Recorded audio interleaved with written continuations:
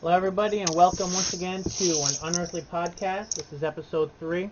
Once again, this is a Star's End production in association with Mad Inc. and Fyrehart Inc., which can be found on stars-n.net, madmadinc.wordpress.com, and fantasy and sci-fi love and news and reviews. Today we're here to talk about A Town Called Mercy. Anybody up for the plot synopsis? Oh, I've got something right in front of me, so I can do that. Okay. I guess.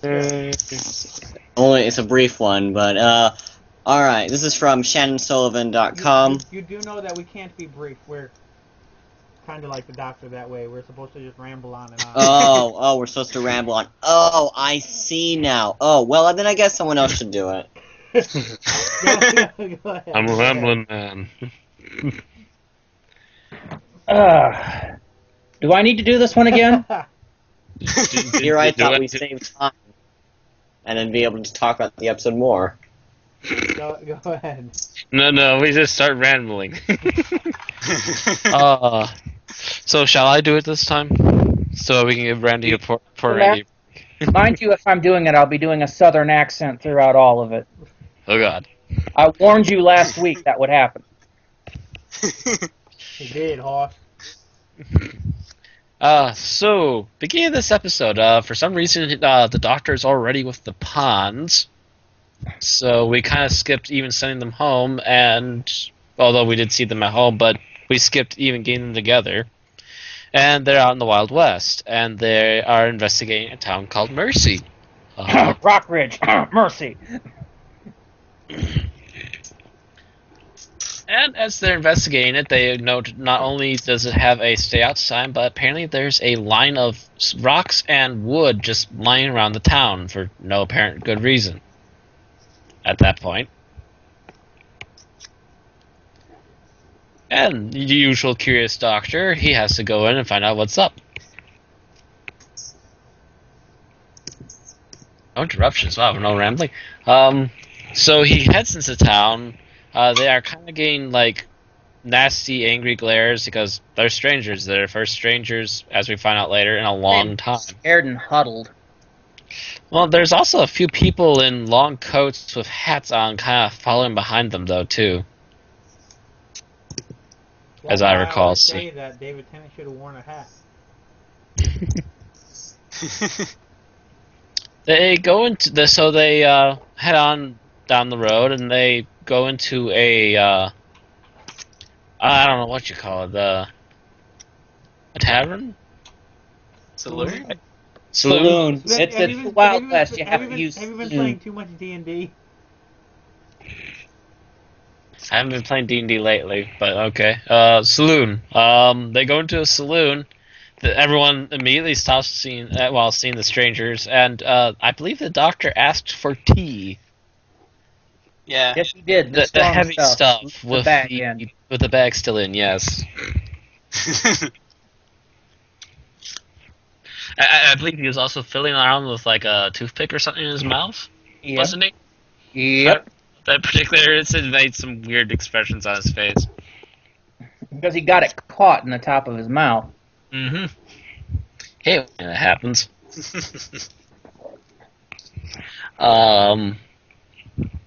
That's why I stopped doing it as a child. So, upon finding out that he's called the Doctor, the people go, well, are you an alien? He's like, yeah. And in a heartbeat, With a little, oh, well, to me, you're the aliens, because that's not going to annoy them at all. Yeah, you all are the aliens, but I guess, yeah, you'd call me an alien. And in like a heartbeat, they all have him above their heads, and they capture the Ponds and are heading back out to the border and toss the Doctor out. And as the Doctor is brushing himself off and standing back up, all of a sudden you see off in the distance the Gunslinger is slowly teleporting in closer and closer. Is he teleporting or walking in with a failing cloaking unit? To me, it looked more like teleporting. To be honest, he skipped like massive amounts of distance. I don't think it's It's really very short. actually explained in either case. Yeah, it was either a teleport or some kind of image cloak. It seemed like teleport to me because he covered a lot of distance faster than he usually does. He's a Yeah. cyborg. He can move fast. So, Anyway, not very basically clear he about- was Jason Voorhees walking. First time we ever got to see that. So yeah, before the gunslinger can come up on the doctor, the sheriff pretty much spooks all the other townsfolk, marshal. gets them back across the line. To which It was a marshal. The badge said marshal. was okay. Played by Ben Browder. For those of you that don't know, Ben Browder was the main character from Farscape and was the leader of SG-1 in the last 2 seasons of the show. Mm-hmm. The more you know. Apparently, Ben Browder has a list of basically every sci-fi franchise he wants to act in before he retires. And I think he only has 2 left now, and he's not going to be able to get in one of them. And what was one of them? Well, the two remaining on his list are Star Trek and Babylon 5. Yeah. Unless something major suddenly happens, yeah. He's that not going to ship have much kind of left say the last one, but I think he's going to try to get cast in the next Star Trek movie, if he hasn't already. Would not be surprised. Be awesome to see him in one, but anyway. The marshal saves lets the doctor across the line again just in time, and actually I recall at that point the cyborg teleports away. Because suddenly he vanishes, teleports away, whatever. Yeah, he just stops and disappears.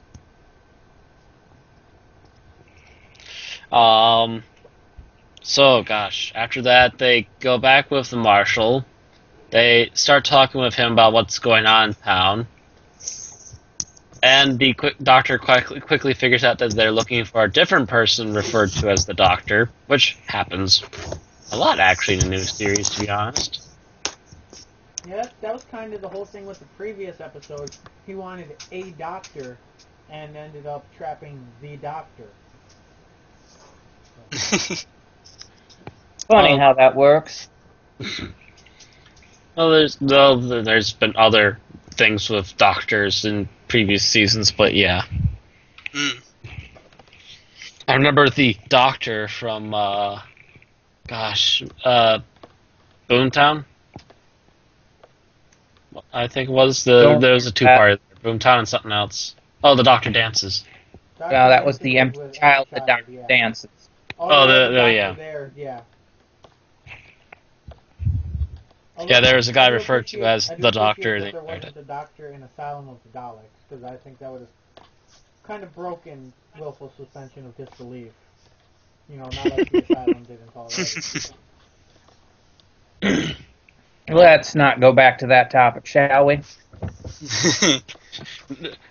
Actually, it'd be horrifying and hilarious at the same time if there was a Dalek called the Doctor and had the 4th Doctor's voice. Oh, God. You will take your injections. With a bit of the happiness. Would anyone like a jelly baby? Jelly babies! Jelly babies! And here, all I was thinking of is it'd be funny if it mentioned the Doctor and he started off with Gallifrey, Gallifrey, Gallifrey. It's a Little Britain reference for those of you that don't know. Tom Baker was the narrator for that. Ah, yeah, I remember that. I didn't realize it at first. I didn't realize he was an elf in D&D, but things changed there. It was also a very bad movie. Yeah, he was about the only good part about it, sadly. So Doctor Who? So yeah, back to A Town Called Mercy. No, not Doctor Who's the other doctor. The Doctor or the Doctor? The alien doctor. Figuring out very quickly that there is another person called the Doctor, and that the Marshal seems to be hiding something The other guy that was referred to as the Doctor also pops out in a jail cell. With a very Star Trek-esque makeup job, by the way. Yeah. Mm-hmm. I noticed that it was something that would have been worthy of like DS9 or Voyager. His entire alien appearance consisted of one black mark off the left side of his face. Because, you know, apparently Doctor Who has no other ways to create aliens. I guess they spent all their CGI budget on dinosaurs. Pretty much. That's Dinosaurs and the Asylum.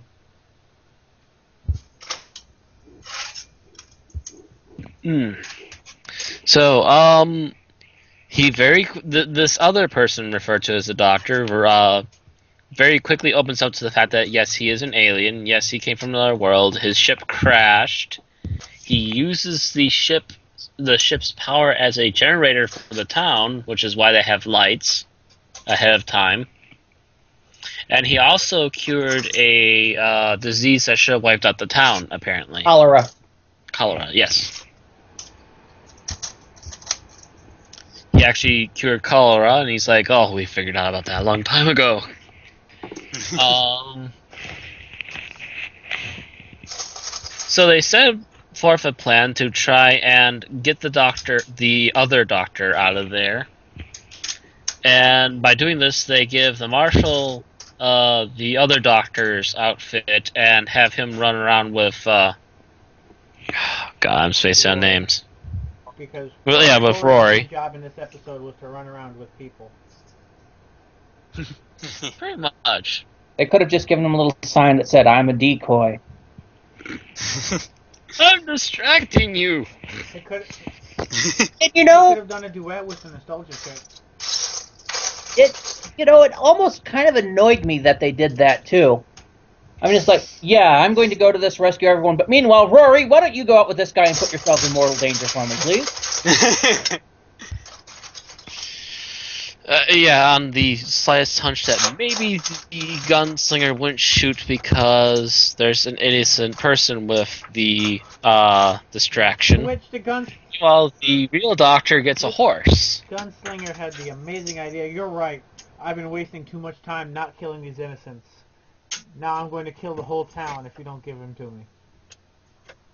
That's a little ahead of the review. Yeah, it is. That's like the last act there. Did that much happen in between? But anyway. Yes. Yes. Oh, yeah. Okay. Oh, never mind. The whole... Okay, you're right. You're right. I did kind of... You're right. Jump the gun there, Hoss. The whole actual conversation and motives and all of that shit. Yeah. Yeah. Yeah. But anyway...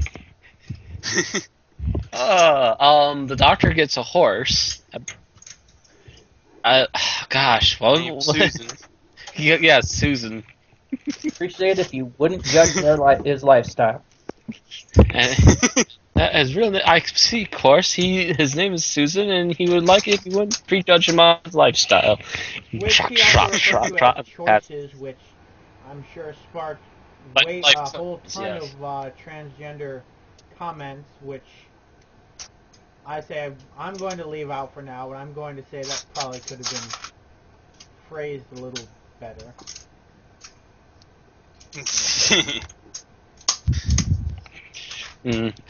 But I just found it amusing just mentioning it, and then the poor man who gave him the horse, who happens to be a pastor by the look of him, just kind of blinks and shakes his head.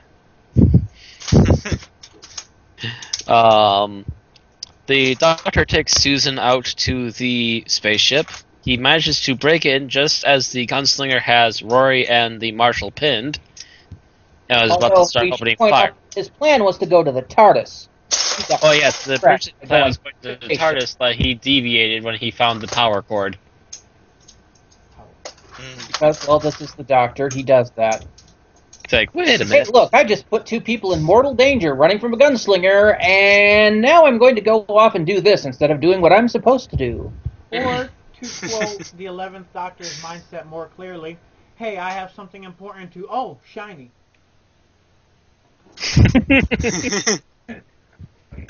Really, Well, I think well, Shiny did get the Gunslinger's attention, and Gunslinger did go over to the spaceship and went, "What are you doing?" But not before the Doctor broke into the spaceship and managed to access the other Doctor's personal Does anybody remember files. the guy's name? Because we just keep referring to him as the other Doctor, and it's going to... I cannot remember his name because it's full of alien monosyllabic and gibberish. starts with a T. Collar Jex. Oh, maybe not a T. That's the name of the. No, that's the Yeah, I thought it Gunslinger's started name. with a T. No, Collar No, Jex Jex is the surgeon. Yeah. Jex is the surgeon. The other guy's So name Jex? started with a T, I think. Oh, because it was Jackson something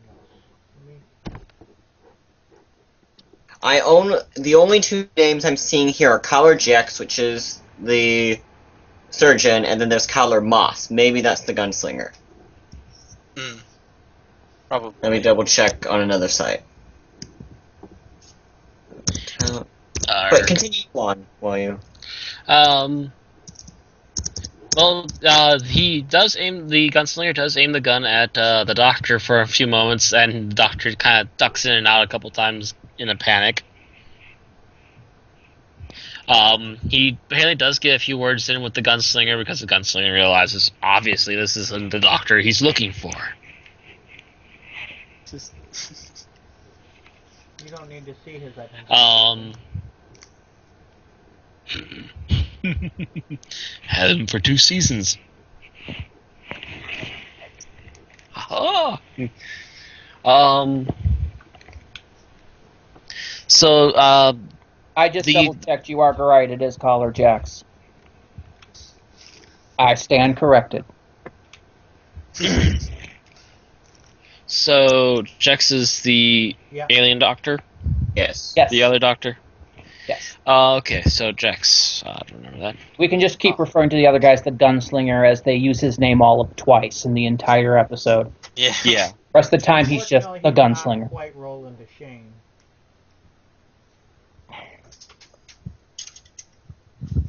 Almost hear the crickets murdering me. Yeah. Yeah, you went over my head on that one. That's what I get for making a horror author reference in a sci-fi podcast. I should keep my niches. I'm not a I big should horror have known that one. I'm a Dark Tower fan. I should have known that one, but then again, I haven't finished reading the books myself. So. Anyway, back before I derailed the What's over there? dying train. Yeah, where were we? But yeah, anyway, Doctor talks to the Gunslinger. Gunslinger kind of is like, so you found out about what Jex is all about. And, by the way, the next person to step outside the ring here, I shoot. Just letting you know. The Doctor heads back into town. They confront Jex that the Doctor knows everything he was doing and that he's responsible for the creation of the Gunslinger. And that the Gunslinger was a weapon for war.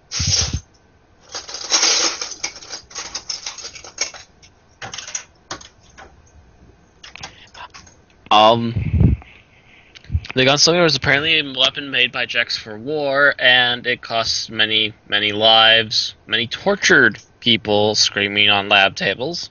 I love how they did that, by the way, in the records. You never actually saw what happened.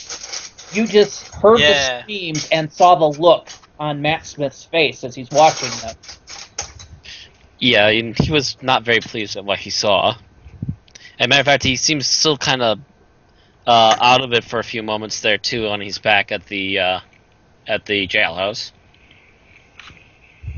Well, it doesn't help that Jex actually kind of eggs him on. That's Oh yeah, the thing. yeah. I As I was feel about to kind get of sorry for Jex, but throughout the whole thing, he pretty much plays, at least during the exchange about it, he pretty much plays the dick. He does, and he manages to hit a lot of what would be David Tennant triggers. And Crystal Eccleston triggers. Stuff that you thought the Matt Smith Doctor had gotten over. No. You managed to hit him right I saw a to the look on quick. Matt Smith's face that I haven't seen since probably Family of Blood. And that was a tenant, obviously. But I haven't seen the Doctor look like that in a good while. Yeah. He was upset. I mean, okay, well, I'm going to be able to let Matt finish the conversation before I cut to the end of it. As we mentioned, they're trying to figure out what are they going to do about all this now.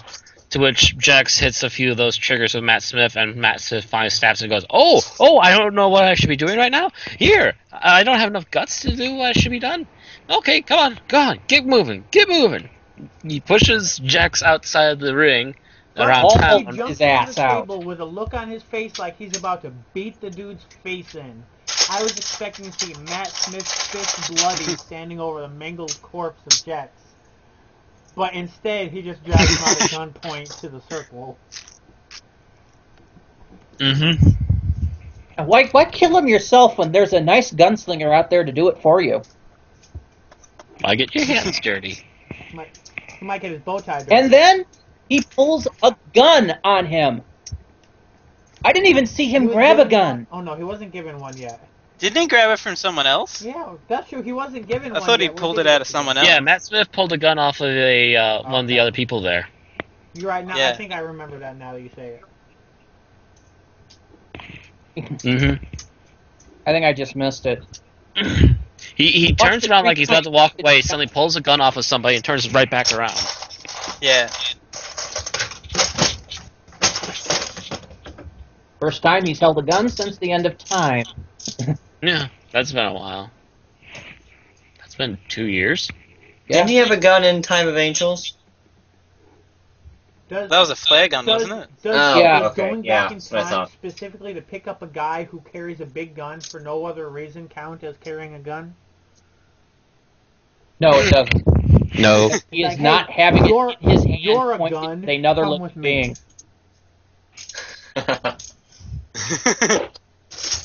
No. See, he doesn't have a trigger finger there. The person he brought along has a trigger finger. But that's another story. That was another episode. Let's not start rehashing last week's episode, please. So he's about ready to. The gunslinger's about ready to shoot Jax when the marshal intervenes and gets himself shot instead. The marshal's not the one that intervenes first. Amy does first. Amy tries to, but it's the marshal who definitely Well, does. I mean, she's trying to get the doctor to stand down. Which is that the doctor becomes more and more ruthless the longer he travels without a companion, which is something we've seen in Classic Who a bit. I mean, not Classic Who. I meant New Who. I Yeah, don't know and earlier during the DVD era too. Yeah, I meant New Who, not Classic. But in especially with this is also kind of brought up between Donna and Tennant, and of course Eccleston was not exactly a nice. Yeah. Primarily, I think it echoes the discussion, Clone Doctor, no, excuse me, 10th Doctor and Rose saying that the Clone Doctor was the Doctor before he met Rose, and that's the discussion it echoes there. Even before that, even if you remember back to the first appearance of Donna Noble. I was actually specifically thinking And- the second appearance of Donna, where she was like, oh, you've been traveling with this Martha girl. She must have done you a lot of good because you're not willing to that's destroy right. all the children this time. That's right, I forgot about that. And, of course, the actual final specials where, of course, we see the Time Lord triumphant. Which is the ultimate, I've gone too far. Mm. Oh yeah, of course, and that was after an entire season of traveling on his own. And then his companion was kind of the Doctor, it was kind of the Master, and kind of Grandpa. Anyway, Town Called Mercy. Yeah. Should we rename this the Tangent Podcast? No, we were actually referencing invasion of the Mercy tangent. as where we've seen this in previous episodes, so that was still relevant. Mm-hmm. It's Yeah, fun we to didn't go run off up and too start far on talking that one. about stuff completely non-Who related. That we However, can't. anyway, back to the non-tangent. The marshal dies there pretty much on the spot. He gives the doctor his badge and tells him to make sure that nothing happens to Jax, was it? Yeah. They take Jax back to the prison and lock him in there just for safekeeping at the moment while they try to figure out what to do. Oh, and before they lock him up, the gunslinger says, "This is it. Tomorrow noon, I walk into town. Anyone in my way gets shot." You have until noon tomorrow. And anyone else notice that the second the doctor put on that star, he developed a swagger? Is there just something with the tin badge that's just like... As I've said today and many times, Matt Smith is really playing a 5-year-old or a 3-year-old, so, you know, he puts on the star, so he's like, oh, I have to act like a cowboy now. How do cowboys act on TV? Well, so yeah, he's got a little tin star stapled to his lapel. He's got a cowboy hat on, and even with a bullet hole through it. Warning shot. He's always got hats with bullet holes through them. Between his lately, his mother-in-law, his wife, his new friends.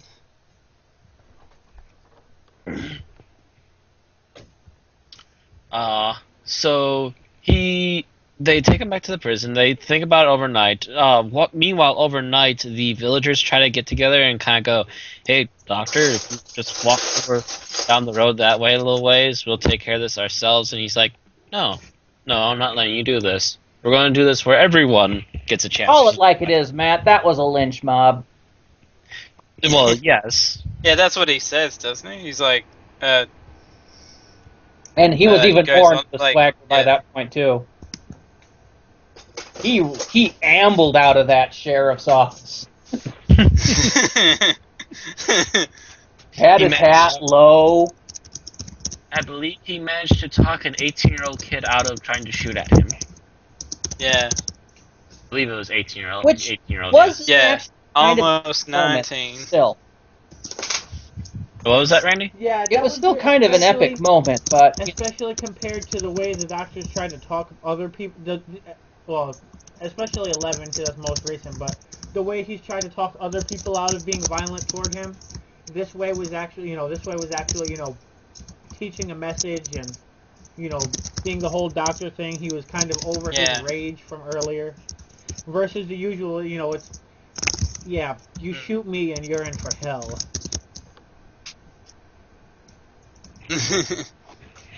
Yeah, this one was kind of a more even keel and much better approach, and it worked pretty well, I thought, but that's for details later.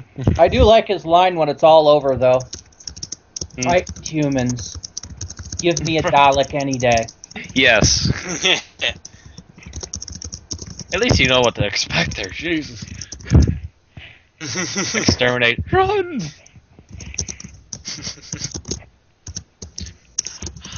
So then the next morning comes, and we don't get to much deliberation about what the plan is, but they apparently cook up a nice little plan during the intervening day. Start off at like 2 minutes to noon. Yeah, pretty much. They start off the next day about 2 minutes to noon. You see the gunslinger. You see the gunslinger approaching. You get people that are apparently huddled in the church for hiding from the gunslinger. I like this also as a doctor moment. I really thought he was going to pull the gun for the duel, and I was going to groan. And he pulled the screwdriver. Oh yeah. Just about to get there. So yes, the doctor does meet the gunslinger out on the main stretch of road there, and he does look like he's about ready to reach for a weapon. As he pulls out a sonic screwdriver, makes the cyborg gunslinger kind of push around in pain moments, and then he quickly ducks for cover. As he's ducking for cover, you get to see numerous people suddenly running around town, and you see the cyborg constantly picking up a facial tattoo. Yeah, they've all marked the Star Trek tattoo on their faces with Which paint. apparently was sophisticated enough And he to keeps picking it up. fool the Gunslinger's sensors. Well, hey, it's smart enough to know all it is Star Trek paint.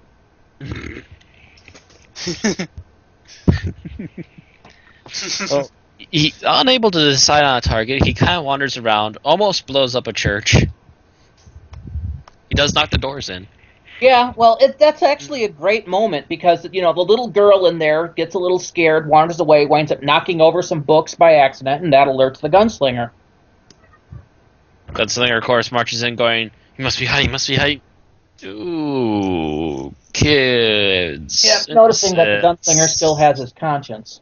Never mind, I'm walking back out, sorry. Finds a whole bunch more people with paint on their faces, continues to get baffled by this. I believe he does corner the doctor. He's the only guy in town without paint on his Yeah, face. like he realized. Yeah, Mm-hmm. I think it was he finally realized it was a trick because one was done wrong. So he set his targeting to manual or The something. same guy were running And right found next the to each other. I think that kind of clued him off. Mm-hmm. And in the meantime, the doctor had gotten the other Dr. Jex out of town. Yeah, Jex was out of town and headed to his ship. And as he corners the doctor, the gunslinger asks where Jex is, to which you suddenly hear Jex over apparently loudspeakers inside the town. Not sure where those came from, but yeah, not sure how they had microphones set up in town along with loudspeakers so Jex could talk from his ship. It's but alien technology. They'll explain later. not really. Of course, would you have preferred that they went all the way over to the ship just so they could talk to Jex and have that whole moment there? On a communicator or something.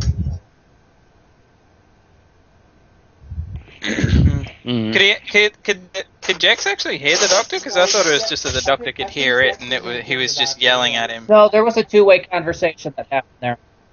Yeah, there was a obvious two-way conversation going on. And even at times, I think there's a bit of a three-way conversation going too. Yeah, because the cyborg was in on the conversation too, the Gunslinger. Mm-hmm.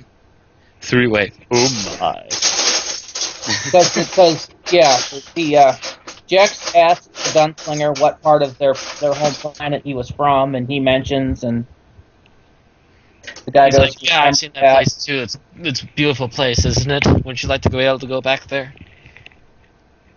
Yeah, there's a whole kind of emotional moment there. Yeah, so for the first time in the entire story, we actually feel for Jex for a few minutes, as he also mentions his own religious beliefs, where apparently all the people you have wronged must take their spirits with you up a mountain, apparently. So, to some sort of degree like that. And he's like, well, maybe, just maybe, some of the people I thought I've wronged might actually help me. You never know. And he then sets up the spaceship to self-destruct with him inside of it. You do see a little bit of the explosion, and the power apparently does go out in town, so they no longer have power again.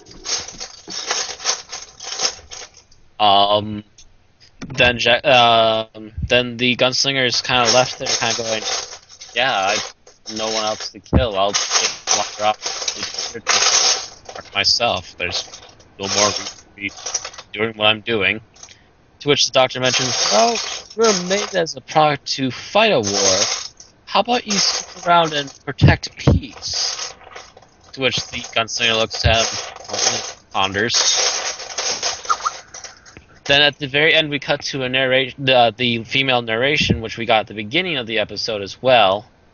Apparently, this is the granddaughter of the little girl we saw in the church giving this narration.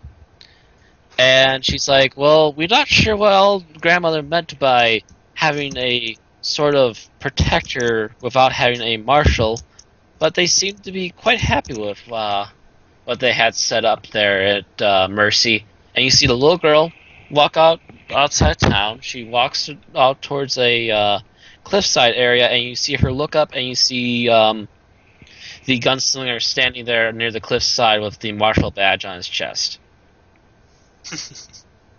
The end.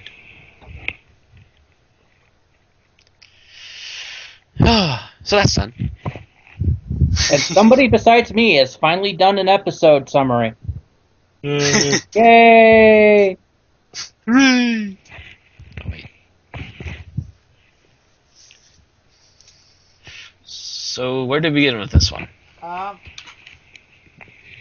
I thought, to me, it felt like this was kind of like this is the new series' real first attempt at kind of doing a Genesis of the Daleks sort of deal. Where, Genesis of the Daleks, the whole thing hinges on, do I have the right, and, all that. This is really the first time we see, since Father's Day, that we've seen this amount of time spent on the moral of, this is the first time we've seen the kind of question moralizing about, it. war crimes and such brought up since the Time War. Mm-hmm. And it's obvious. And it's obvious that Jex hit a massive nerve with the Doctor The only thing on some of his comparisons to the fact that they were. The Doctor realized, oh shit, I'm a war criminal too, and I've done the same shit. Like, Well, I think he did. I think he did, but he never actually said. Yeah, but it was all in. There was there was a key moment when. Oh, I can't remember. It's the first scene where he comes back and he confronts Jex about being a war criminal. There's a key scene where the camera focuses on his reaction to what Jex is saying. I see what you're doing. You chose to be here as your penance to do good things, but you can't. No. No, it was before that. It was when Jex is talking about being a war criminal and that whole scene. Talking. I know what you're saying. Yeah. Right. We're supposed to infer that he's thinking about the Time War. You wouldn't really get it unless you've been watching since 2005. I don't think, because they definitely don't explain in the episode what the hell this has to do with the Doctor.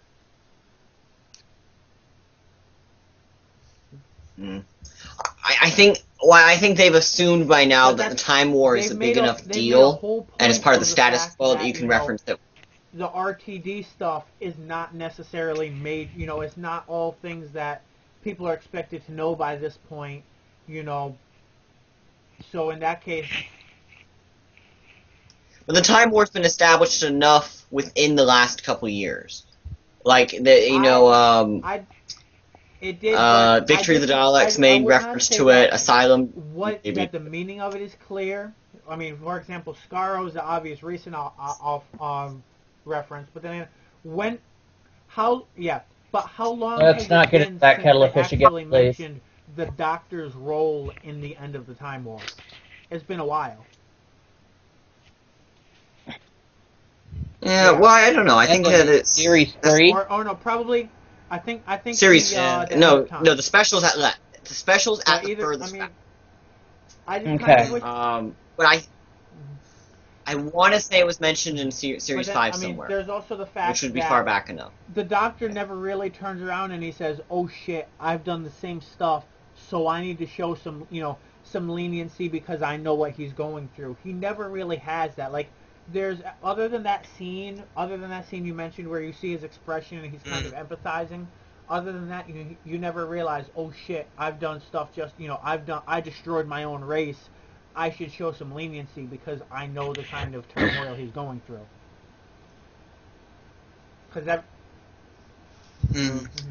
I just think that if they actually his entire said it just kind of omnicidal by then. The fact of of him accusing the Doctor of not being able to make the hard decision. Meanwhile, people who've been watching the show for 3 or more years know that the Doctor made a hard decision and, destroyed his race as a result, and that's where his reactions are coming from. Yeah, isn't that the line that he snapped on? He was like, "Thank the God, yes, thank the gods." Yeah. Yeah, it was like, thank the gods, the fate of my people wasn't in your hands, or something like that. And if you think about it, the Doctor did what he did to prevent doing an even worse war crime. I mean, the Time Lords were planning on ending time. Until he regenerated again. He basically, all he basically knew was that the Daleks were about to overrun existence. No, I think he knew about it.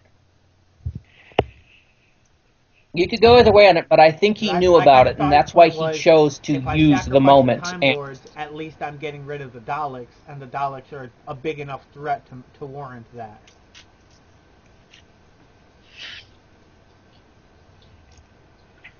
I believe David Tennant kind of mentioned the fact that he kind of knew the Time Lords were being very shady and not what they used to be. Well, the Time Lords have been very shady since the classics. Patrick Troughton was terrified. I mean, worse than usual. Trial of a Time Lord. Patrick Troughton, the second Doctor was terrified. What's that? Of him. Yeah.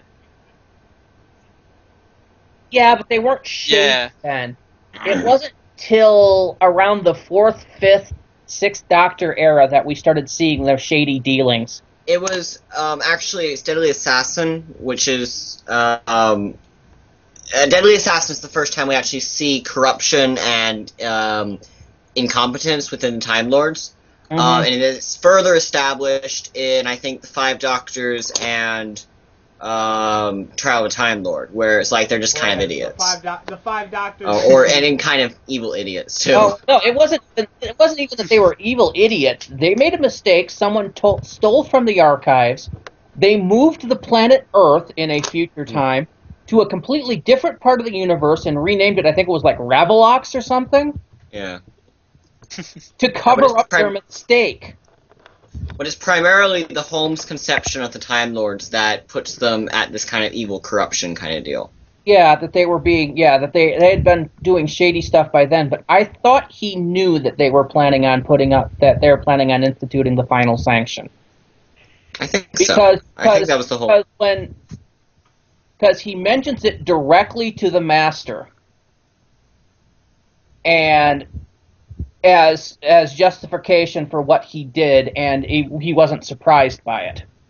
But so really, if you look at it that way, he committed an atrocity to prevent an even worse atrocity. I mean, he should still, the Time Lord factor into the conversation with Jex. I think, even if he doesn't have to spell everything out, but it should have. And at the same time, though, why does he feel the need to explain himself to Jex? Is the other possibility, too. I believe it should have come up, but it might have come up better as a sidebar to his companions. He decided, all right, like a scene. I'm not going to sacrifice Jex after all, and then we're going to maybe talk for a minute. Yeah, or Amy ask him why he got so pissed off. And then he kind of explains it. He got pissed off because Jex was judging him. If anything, I just liked that whole thing. It was interesting seeing Matt Smith playing the Doctor as just being it's been interesting seeing unrationally pissed off. Yes.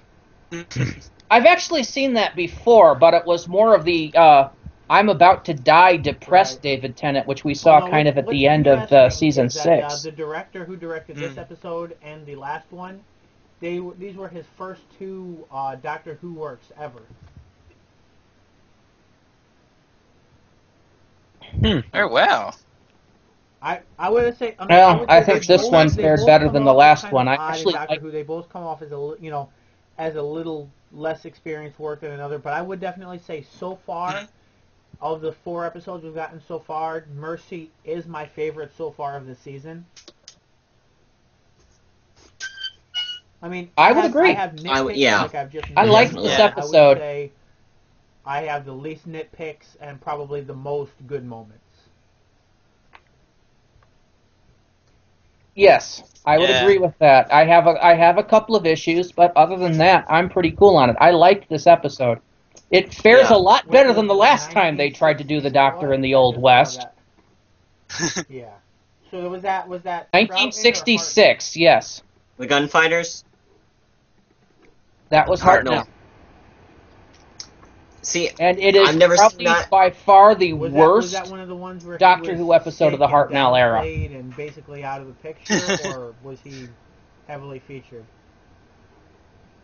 No, he was the key portion of that because he had a toothache and decided to go to someplace to get it fixed. And where did he go? Doc Holliday. It was a bad episode.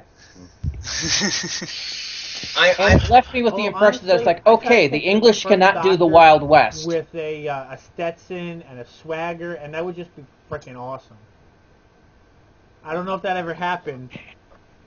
Well, he apparently did play generals. The first Doctor did apparently play generals in movies before that point. That would explain the thingy warrior in. So he could have the swagger. Well, he didn't exactly wear a Stetson. He did have a Western hat of some kind. Yeah, the Doctor in that episode did have a Western hat of some sort. I wouldn't say it was a Stetson, though.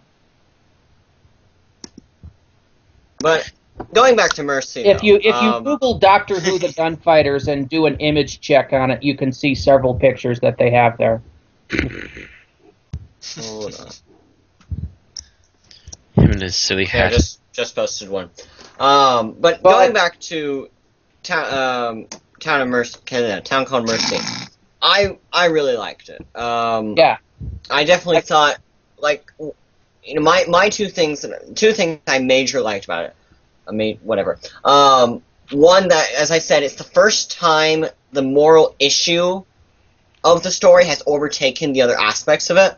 Like, even something like End of Time and any other episode where they've dealt with this the moral implications of all that, they've always counteracted it with a high dosage of action and all the other kind of stuff you expect from Doctor Who. This is the first one that really puts this at the center of it, and everything else falls to the wayside. I like. Like, if it was named Star Trek or something, it would have played out perfectly, but it did give me just different things than I expect when I hear Doctor Who.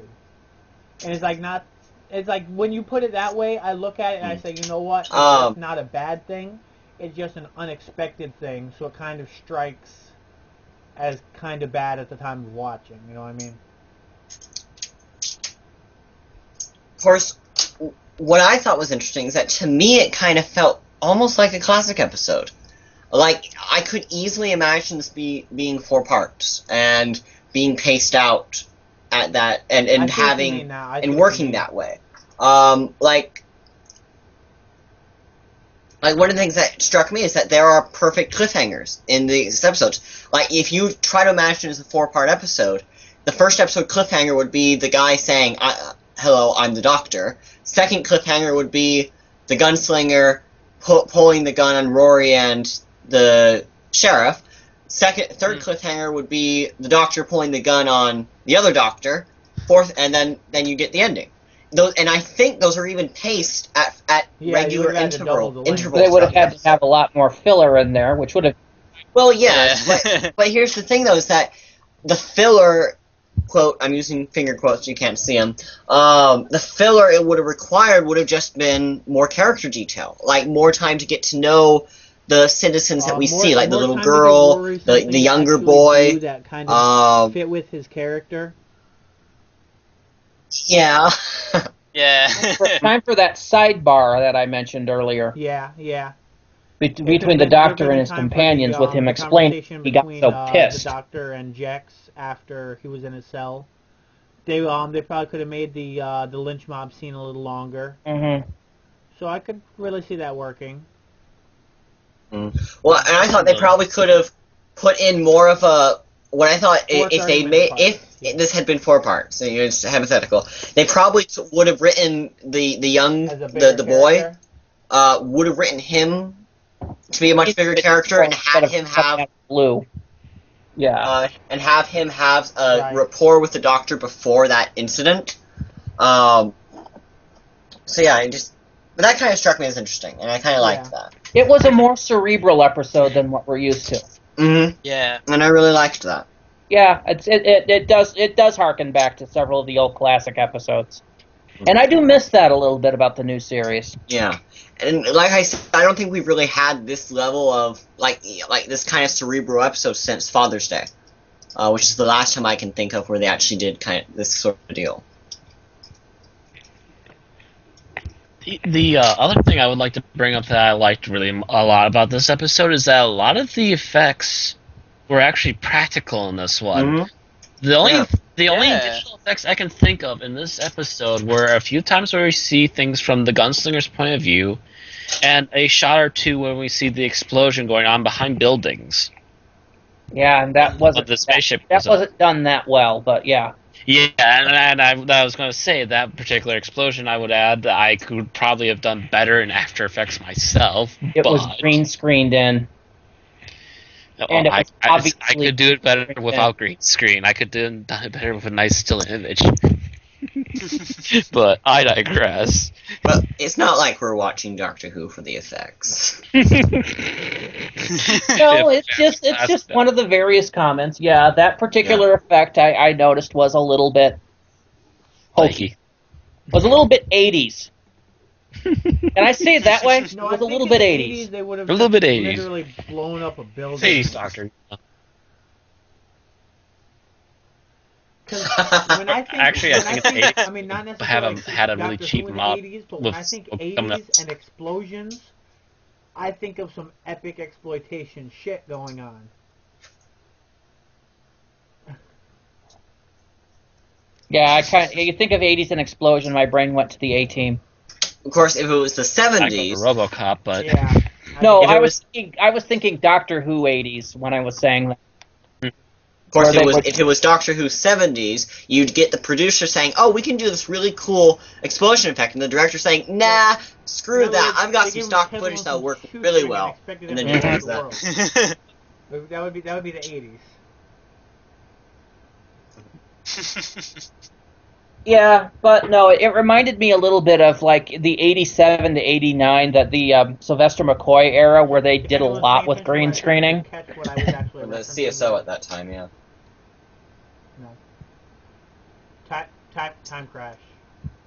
Yeah. Kettle in a piece of string, yeah. Yeah, and look at me, I'm wearing a vegetable. Yeah, I got it. I was trying to avoid going off on that. I really was. I was biting my tongue on that. A brave choice, wearing a vegetable. Although I just rewatched that recently. The more I can't help with the whole I wear such and such is cool thing being applied to the celery, because it really matches it perfect. 5 and celery now. Celery is cool. He basically wears a taller version of 2's outfit to start with. Yes, he does. And goes on from there. A little more tweedy. Yeah. Mm-hmm. I've referred to 11 on occasion as Bill Nye Doctor Guy, just because of his outfit. It does look a bit Bill Nye, you have to admit that. Like, the first time we saw his outfit, that was my immediate response. We're trading Tennant for Bill Nye? What? Sounds interesting.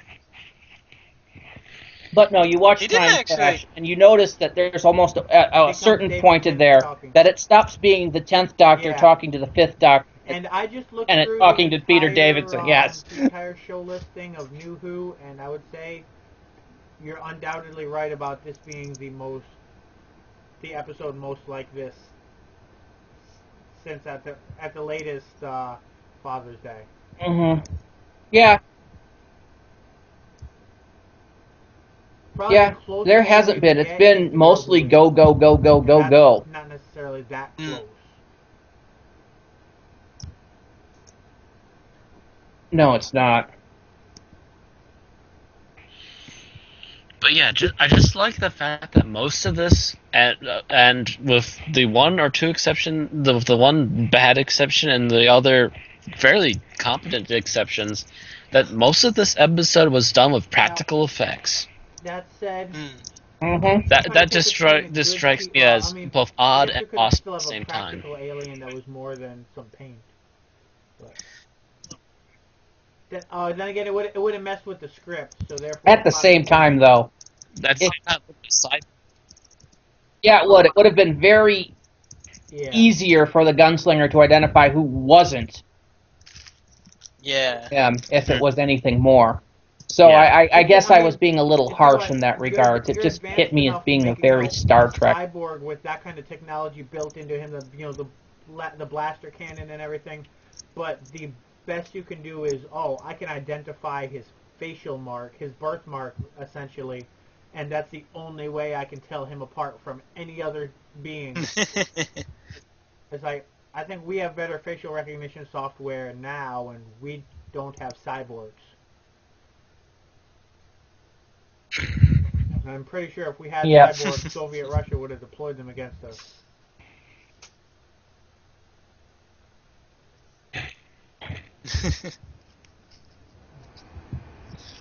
And that's when we unleash RoboCop and Skynet. Sorry, I was trying to pull a Yakov Smirnoff joke out of that, but I couldn't. And now you'll see the Russian super machines come down to destroy the Americans. What a sight to behold. There. But yeah, I quite enjoyed this episode. I actually did like the pacing. I thought it was a breath of fresh air. I also kind of like the fact that we had the recurring theme of self-sacrifice in it. Both with the Marshal and then later with Jex. And I liked how thematically this continues right on from the end of the last episode, where that was deliberately set up to, we're not supposed to actually be rooting for the Doctor to be just straight up kill Solomon. Oh, okay, I get what you mean. And so that leads perfectly into this one, questioning, should the Doctor have mercy? Characteristic of the 11th Doctor to this point where Amy straight up comes up and says that, you're getting done, it's uncharacteristic of him, but that's not how she says it. Yeah, I knew that I couldn't say it. You've been taking stupid lessons. Good as Karen Gillan, so I didn't even try. Yeah. And then she shoots off a gun by accident. 3 times. Exactly.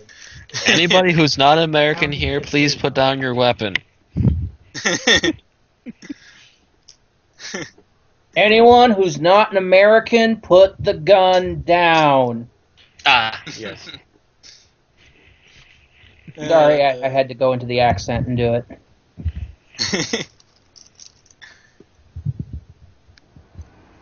I think Ben Crowder was fun in this, yes. I'm actually trying to think if there's any cons I actually have about this episode. I mean, I've only kind of watched it like 1.5 times, but like, I really can't find anything that I think was really bad about this. Nothing bad, other than that one bad effect with the explosion behind the buildings. That's my only nitpick. It's like... That's what's surprising. It's like, the first 20 minutes. 20 minutes. I could have made a better effect in After Effects myself. On my home computer. I don't have anything other than nitpicks. Negative-wise, or entire episode comments? I was kind of... As far as negatives, or as far as entire comments of the What's rest of that? the episode? Okay. As far as negatives on it, yeah, I don't have anything other than the nitpicks I've put out during the commentary in this. I thought it would have been nice to do something a little more elaborate with the alien if they could have found a way of doing that without affecting the script. Of course, my assumption there is that they wanted him to look more human, so that it'd be easier to do the moralizing with him. It's In possible. the same vein as how the old, the new Silurians look more human, so you can do more. So they think they can do more of the human stuff with them. To me, but for the casual viewer, it's a lot easier to empathize with something that looks human than something that doesn't.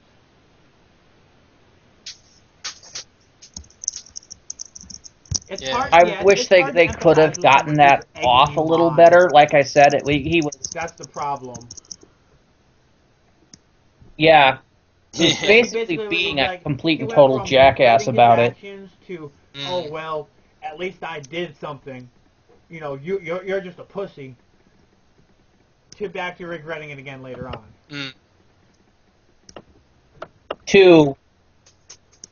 Right. He kind of waffled there for a little while.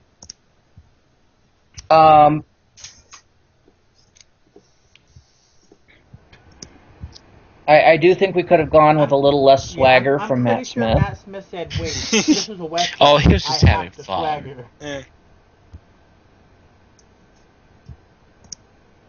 Yeah. I mean, he's sitting there for the showdown with his thumbs in the holster of his of the belt he's wearing.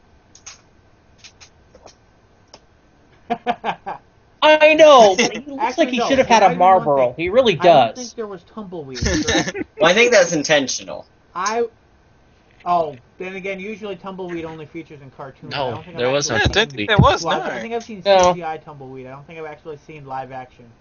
Like in real life or in practical effects. I've actually seen tumbleweed. Effects. I don't think I've ever seen tumbleweed in a movie in real life. CGI or animated.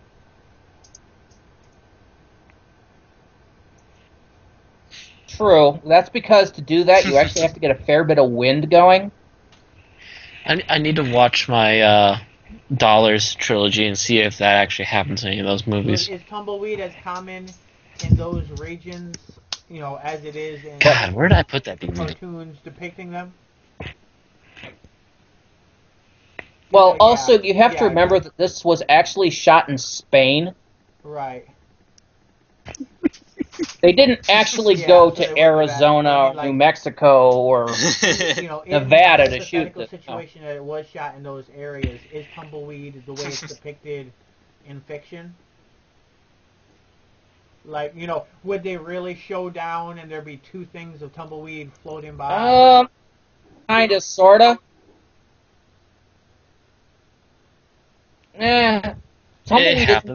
Tumbleweed isn't as symmetrical as it is in cartoons. True. So and it more kind of flops along instead of just kind of, you know, really rolls. Accompany the effect properly, unless it was CGI. Probably not. Actually, found it kind of funny that I saw some really crappy tumbleweed on my trip out west. I actually found it kind of funny that Matt Smith didn't actually do the whole line when he was talking about his hat this time. He was just like, "Yeah, I wear a Stetson now," and that was it. And like he said that twice, but he never actually did the whole Stetson. She already pulled a gun on him. Yeah, he says that. What's it? He said it. He said it to the horse as well, didn't he? He was like, "Yeah, I wear a Stetson now." And I was like, "Wait a minute, who's he talking to? There's only the horse." He's talking to Susan. No, he said it again when they were out and he was futzing with the spaceship. You know what? Like he was carrying on a conversation with the horse the entire way. Yeah, he said a few things out to the horse out loud. Yeah. But now that I think about it after the fact, I think it's a Saiyan pod. Yeah.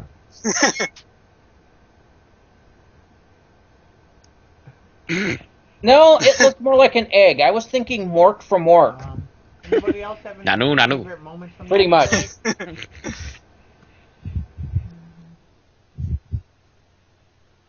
Yeah. Well, I do love the showdown between the doctor and the young man at night like that. Yeah. Oh yeah. It is an epic doctor moment where he manages to convince him. You know what does suck about he it, basically managed to say, "Trust me, I'm the doctor," without actually saying, "Trust me, I'm the doctor." If this was set in any British locale, most, or unless it was just Tennant, but most doctors that most of my experience is Tennant still, but it's like they would have adopted a regional accent by the doctor. Only the doctor would have adopted a regional accent. I guess that doesn't extend, I mean, considering, he's an alien that's been everywhere, you'd think he could do that with, he could have adopted a Wild West accent as well, but...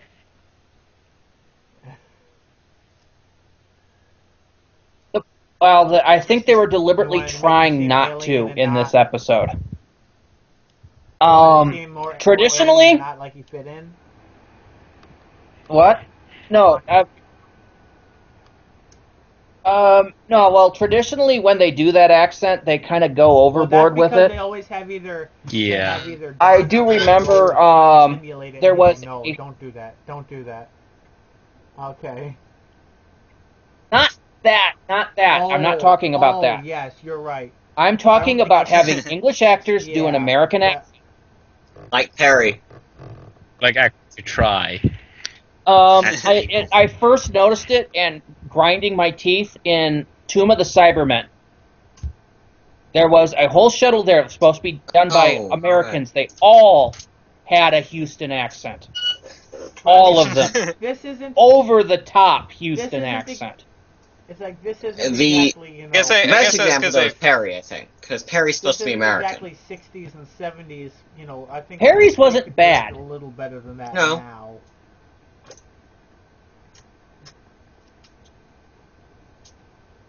Well, Hopefully I never have know. noticed that when you put British or American accents on the other, like British accents on American actors or American accents on British actors, the results aren't always that great because They're accent always a work bit takes muddled, time. usually. Yeah, They're because always a bit dialects are muddled. hard, and most of the time you don't have enough time to properly learn a dialect. Because that takes a lot more time than a low-budget BBC show has time for. Hmm. I mean, I can do a variety of accents from various locations. It's a family trait. I would not want to do them to the face of somebody actually from that country. Right. And the BBC is well aware now that Okay, yeah, you put it Doctor that Who way. has an American following. Like Oh, like I let's said, I not didn't think try they could really that, do anything shall we? about it, but I think if they could succeed, it would have been nice to see.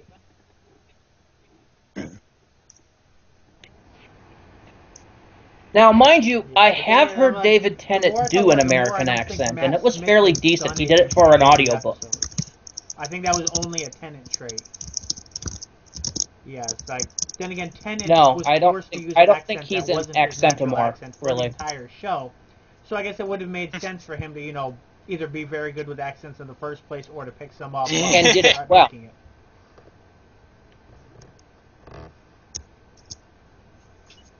Mm-hmm. Mm. Now, yeah, if this had been done during the Tendon era, and it's then- possible they might have Yeah, said, give it a then- shot. Then again, if RTD was If we right, don't like it, we'll probably retake it. Rory would have tried to imitate it, and he would have said, no, don't do that.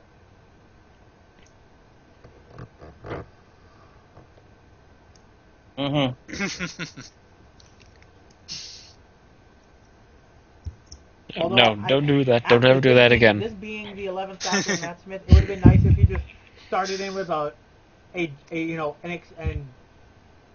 over the top John Wayne drawl, and everyone just looked at him and he just stopped.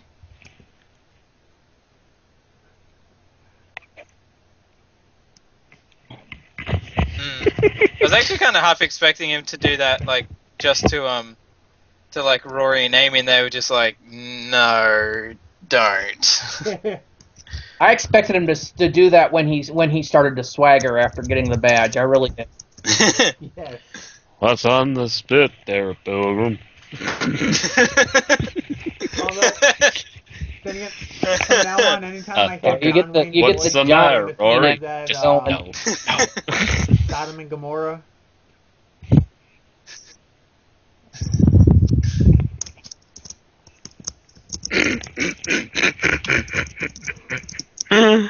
Oh God. I saw that episode of Cinema Snob, yes. Oh, that was painful. So, do we have anything else on this episode? I'm sorry, I'm too busy having flashbacks to the sound of John Wayne's voice coming out of a chimp.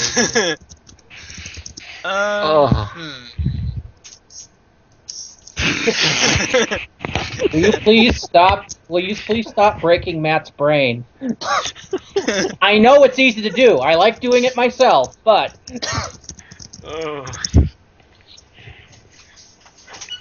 Yeah. Generally, my favorite stuff from this episode was basically just Matt Smith getting angry. Yeah, that was epic. I liked the overall theme. Like I said, I liked the pacing. I liked the self-sacrifice theme. I like the fact they brought it up in front of successfully pull off an doctor, American and they custom. finally made him go, oh. I do have to admit that actually, the Western town was a little bit stereotypical. That was brought up to me by another video that I watched, and that was considering the timing and location, the fact that the only preacher in town apparently was the only black man in town. I mean, yeah. Yeah. Yeah, that was initially bugging me as well. Yeah. But then you get on the whole concept of the fact that this was a town based on second chances. Or at the very and my brain basically said, okay. Normally, no. I didn't even really... That's the funny thing. Damn it, but that the marshal was very dead set on that type of ideal and would not have tolerated anyone.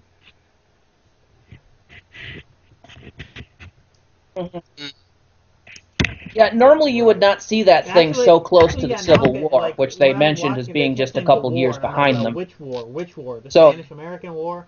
You know, I mean, not Spanish, the Mexican-American War, I was thinking, I mean. But I just wasn't sure which The Civil War, the war, but yeah. No. It would have been the Civil War. Yeah, I completely, that went completely over my head. I was just like, there's only, one black dude in town. Yeah, okay. Well, but I was like, at the same time, that never felt, for some reason, that never felt weird to me. I was just like, okay, I just went along with it and didn't even really realize.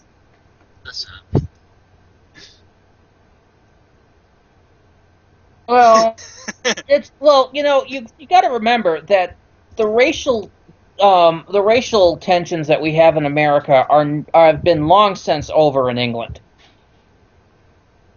They're relatively surprised we've managed to hold on to it as long as we have. It's not to say that there aren't any, it's just they've kind of gone past where we are while we've been standing still for like 20 years.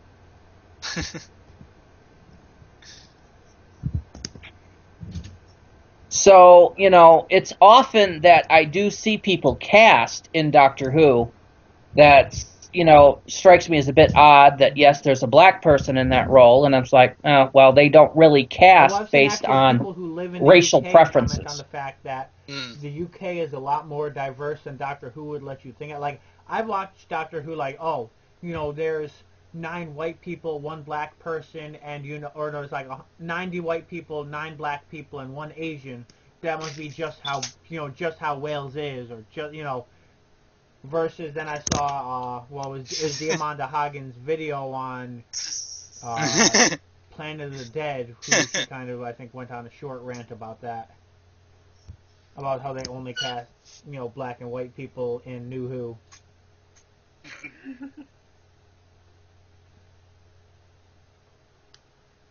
Mainly Tosh is the only exception. They largely have. There's been a few exceptions. Well, she was a cameo, but she wasn't a Doctor Who character mainly. Yes, she was. She wasn't a main recurring character, no, but she was actually in there as a doctor for the Farting Aliens episode. Before she cameoed as Torchwood. Yeah, she made a cameo. Before she became a regular on Torchwood.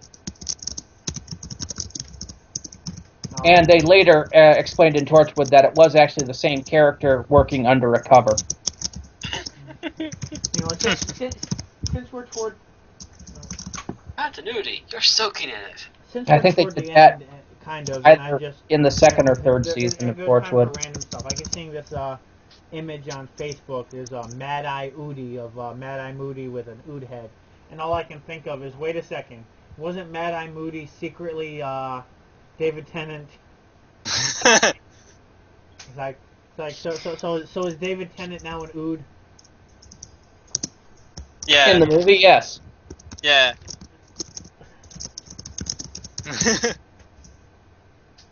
Well, he always was a bit ood.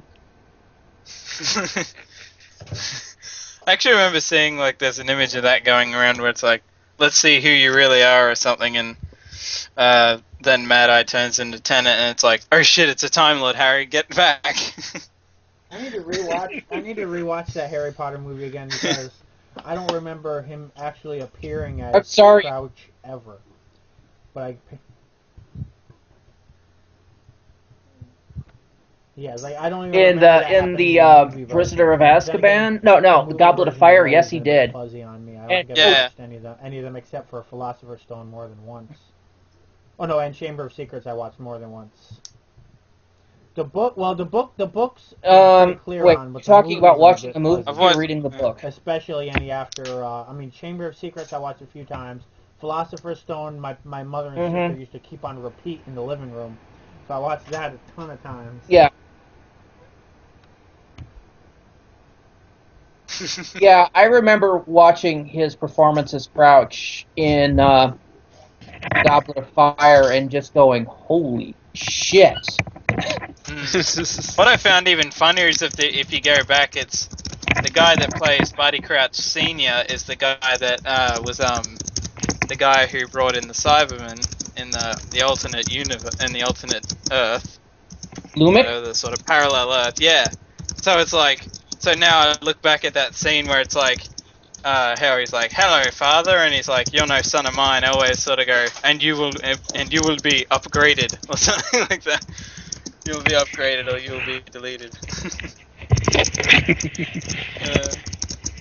Ed, just since we're tangenting on that and mentioned that particular episode, was one of the few episodes of Doctor Who that gave me nightmares for a while. Was the whole Cybermen processing while they were playing in the jungle. I remember that bugging you for a while. What's that? I remember that bugging you for a while. Well, mind you, I love that song. I've loved that song for years. And so having it applied to that just kind of... It actually made my brain downshift. I could not hear that song for about 2 years afterwards. I just rewatched those episodes recently, and I still find it weird that they used that song. But I think that was the whole point. It was to use this sort of really counter contrast. To use some really sort of peaceful song to drown out the screams. Yeah, it just hit me wrong. Have you ever seen the movie Tangent? But have you ever seen the movie Theater of Blood? There's a brief moment. There's an old horror movie called Theater of Blood. I have not seen it. I'm not a big horror movie. I've never seen it. Vincent Price, Diana Rigg, and the plot's very basic. I have that movie, but I have not seen it yet. It sounds familiar. But the basic plot.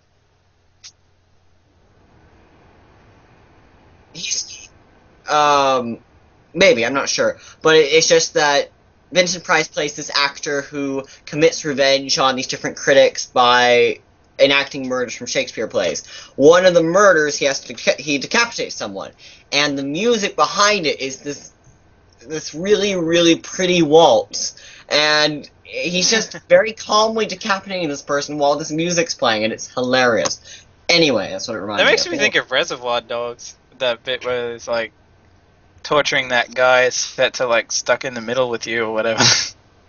Yeah. I think we've said all we've really got to say about this anyway, since we all seem to unanimously like it. If you haven't, if you're listening to this and you haven't seen the episode yet, and I hope you have, watch this episode. Watch it. It might be the highlight of this season. It is thus far. Yeah. Easily.